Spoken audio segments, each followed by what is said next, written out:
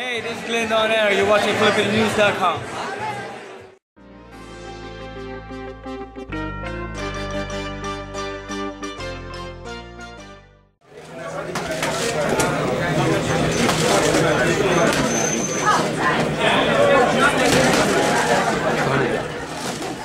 Okay lang naman yan, nasa kondisyon.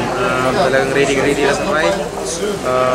Couple days pa para training hard and relax na agad tapos ready to fight na yan. Sa ngayon, marami kaming strategy na paano, kasi si Shane Mosley, napakagaling na boksingero.